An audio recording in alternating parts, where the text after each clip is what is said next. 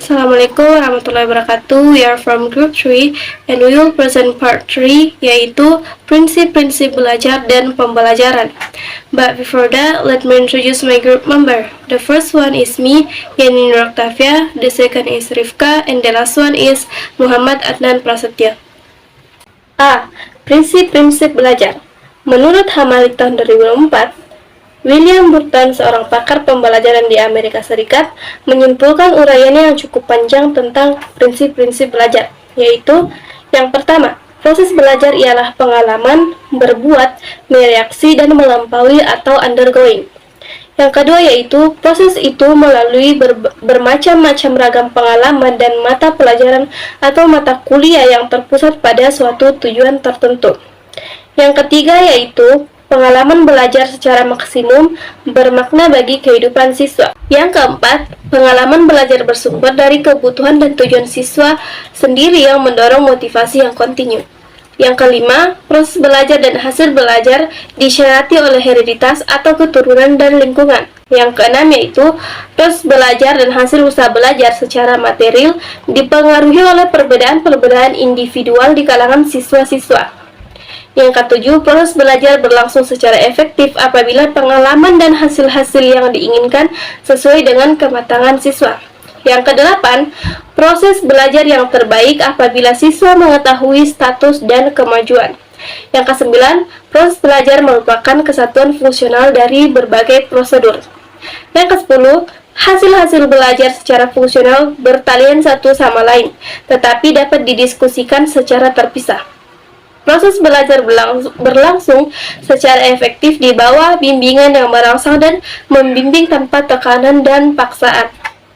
Yang ke-11, hasil-hasil belajar adalah pola-pola perbuatan, nilai-nilai, pengertian, sikap, apresiasi, abilitas, dan keterampilan. Yang ke-12, hasil-hasil belajar diterima oleh siswa apabila memberi kepuasan pada kebutuhannya dan berguna serta bermakna baginya. Yang ke-13, hasil-hasil belajar dilengkapi dengan jalan serangkaian pengalaman yang dapat dipersamakan dan dengan pertimbangan yang baik. Yang ke-14, hasil-hasil belajar itu lambat laun dipersatukan menjadi kepribadian dengan kecepatan yang berbeda-beda. Yang ke-15, hasil-hasil belajar yang telah dicapai bersifat kompleks dan dapat berubah-ubah atau adaptable, jadi tidak sederhana dan statis. Guru perlu bisa memaksimalkan potensi siswa. Ini tidak bisa diukur dalam waktu tertentu. Untuk itu, proses pembelajaran harus sesuai dengan kebutuhan belajar siswa. Prinsip-prinsip belajar adalah panduan bagi guru untuk membuat proses pembelajaran yang efektif dan mencapai hasil yang diharapkan. Ini membantu guru memberi arah pada aktivitas yang dapat membuat siswa lebih aktif dalam pembelajaran. Maybe that's all for me. I give it to the next speaker. Baik, saya akan melanjutkan materi mengenai prinsip-prinsip pembelajaran. Jadi, prinsip-prinsip pembelajaran adalah dasar-dasar yang menjadi landasan dalam proses berpikir dan bertindak dalam kegiatan belajar mengajar. Belajar menurut Skinner dalam Dimyati dan Mugiono 2009 adalah perilaku di mana respon seseorang meningkat saat belajar dan menurun saat tidak. Selanjutnya, Gagne dalam Dimyati dan Mugiono 2009 menambahkan bahwa belajar adalah proses kompleks yang menghasilkan keterampilan, pengetahuan, sikap, dan nilai. Pembelajaran sendiri adalah interaksi antara guru dan siswa dalam lingkungan belajar. Prinsip-prinsip ini meliputi perhatian dan motivasi, keaktifan, keterlibatan langsung, pengulangan, tantangan, umpan balik, dan perbedaan individu. Adapun penjelasan tentang prinsip-prinsip pembelajaran diuraikan sebagai berikut. Yang pertama, perhatian dan motivasi menjadi kunci dalam belajar, di mana perhatian terhadap materi pelajaran akan muncul saat sesuai dengan kebutuhan siswa. Sementara itu, motivasi menjadi energi yang mendorong dan mengarahkan aktivitas belajar. Nah, selanjutnya keaktifan. di mana belajar hanya bisa terjadi ketika siswa secara aktif mengalami proses belajar itu sendiri. Selanjutnya, keterlibatan langsung atau pengalaman langsung juga penting, di mana siswa tidak hanya mengamati, tetapi juga terlibat secara langsung dalam kegiatan belajar sehingga lebih memahami dan bertanggung jawab terhadap hasilnya. Selanjutnya, prinsip pengulangan. Ini menekankan pentingnya latihan dan pembiasaan dalam belajar, di mana pengulangan membantu mengembangkan berbagai kemampuan dan daya yang dimiliki oleh siswa. Nah, tantangan menjadi prinsip berikutnya, di mana materi pembelajaran harus menantang agar siswa merasa tertantang dan terdorong untuk mengatasi hambatan dengan baik. Balikan dan penguatan adalah prinsip yang menekankan pentingnya umpan balik yang menyenangkan dan penguatan positif dalam proses belajar sehingga siswa termotivasi untuk belajar lebih giat.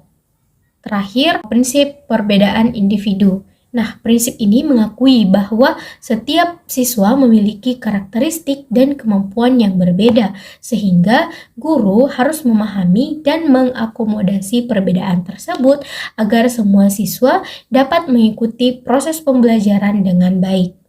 Selanjutnya, kita masuk ke materi implikasi prinsip-prinsip pembelajaran bagi mahasiswa atau peserta didik. Ini sangatlah penting untuk dipahami agar proses pembelajaran dapat berjalan dengan efektif. Pertama, prinsip perhatian dan motivasi.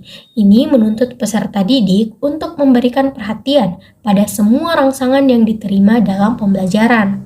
Ini berarti peserta didik perlu melatih diri untuk lebih fokus terlibat dalam proses pembelajaran agar motivasi belajarnya tetap tinggi. Selanjutnya, ada prinsip keaktifan, di mana ini menekankan bahwa peserta didik harus menjadi sentral dalam pembelajaran dan aktivitas mereka menjadi syarat utama bagi proses pembelajaran yang efektif. Ini berarti peserta didik harus aktif dalam mencari informasi, menganalisis hasil percobaan, dan melakukan tugas-tugas yang diberikan oleh guru. Selanjutnya, prinsip keterlibatan langsung atau pengalaman. Prinsip ini menekankan bahwa peserta didik harus secara langsung terlibat dalam proses pembelajaran, baik secara fisik maupun intelektual. Hal ini menuntut peserta didik untuk mengerjakan tugas-tugas belajar sendiri dan mendapatkan pengalaman langsung dari setiap kegiatan pembelajaran. Selanjutnya, prinsip pengulangan.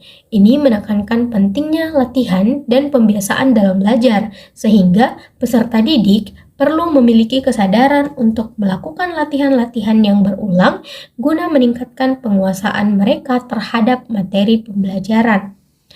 Selanjutnya adalah prinsip tantangan yang menuntut peserta didik untuk memiliki kesadaran akan kebutuhan untuk selalu mencari tantangan dalam pembelajaran dan memproses pesan-pesan dengan lebih baik.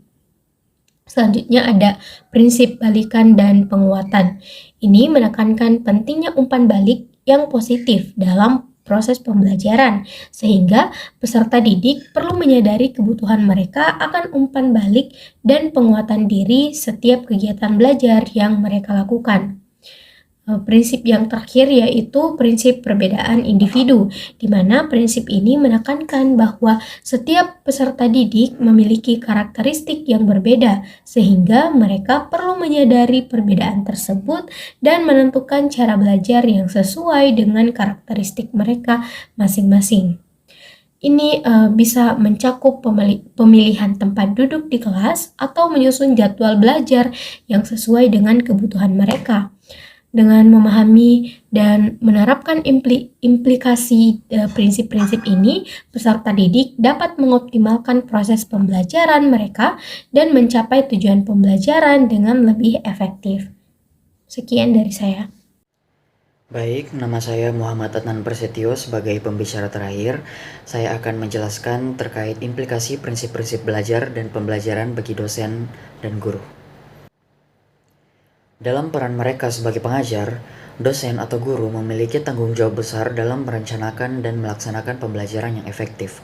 Mereka juga harus memperhatikan implikasi dari prinsip-prinsip pembelajaran yang telah terbukti menjadi pedoman penting dalam proses belajar mengajar. Salah satu prinsip yang harus diperhatikan adalah perhatian dan motivasi. Dalam merencanakan pembelajaran, guru harus memikirkan bagaimana mereka dapat menarik perhatian peserta didik dan memotivasi mereka untuk mengajar dengan antusias. Penggunaan metode yang bervariasi, pemilihan media yang sesuai, dan gaya pengajaran yang menarik dapat membantu dalam mencapai tujuan ini. Keaktifan peserta didik juga menjadi fokus penting. Guru harus memberikan kesempatan kepada peserta didik untuk aktif dalam proses belajar, baik secara fisik maupun mental. Ini dapat dicapai melalui penggunaan metode pembelajaran yang interaktif, tugas kelompok, diskusi, dan pemodelan perilaku. Keterlibatan langsung peserta didik dalam pembelajaran juga penting. Guru harus merancang kegiatan pembelajaran yang melibatkan peserta didik secara menyeluruh, baik secara fisik maupun emosional. Ini termasuk pembelajaran individual, eksperimen langsung, dan penggunaan media yang relevan. Pengulangan materi juga memiliki implikasi penting bagi guru. Mereka harus memilihkan materi yang memerlukan pengulangan dan merancang kegiatan pembelajaran yang mendukung proses pengulangan ini. Latihan-latihan yang bervariasi dan pemberian umpan balik yang tepat dapat membantu peserta didik dalam memahami dan menguasai materi. Tantangan juga merupakan aspek yang perlu diperhatikan. Guru harus merancang kegiatan pembelajaran yang menantang bagi peserta didik agar mereka merasa termotivasi untuk belajar. Pembelajaran eksperimen, tugas pemecahan masalah, dan diskusi adalah contoh kegiatan yang dapat memberikan tantangan. Pemberian umpan balik dan penguatan merupakan prinsip penting lainnya. Guru harus memberikan umpan balik yang konstruktif dan penguatan yang sesuai untuk meningkatkan motivasi dan hasil belajar peserta didik. Ini dapat dilakukan melalui penggunaan pujian, penghargaan, dan umpan balik yang jelas. Terakhir, perbedaan individu juga harus diperhatikan. Guru harus mengenali dan memahami karakteristik masing-masing peserta didik untuk dapat menyediakan pendekatan pembelajaran yang sesuai dengan kebutuhan mereka.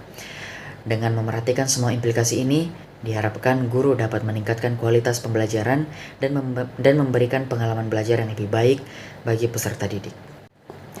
Baiklah, dengan berakhirnya penjelasan dari saya, maka berakhir pula keseluruhan presentasi kami dari kelompok 3 pada video kali ini. We are so sorry for all the mistakes and thank you so much for watching. Wassalamualaikum warahmatullahi wabarakatuh.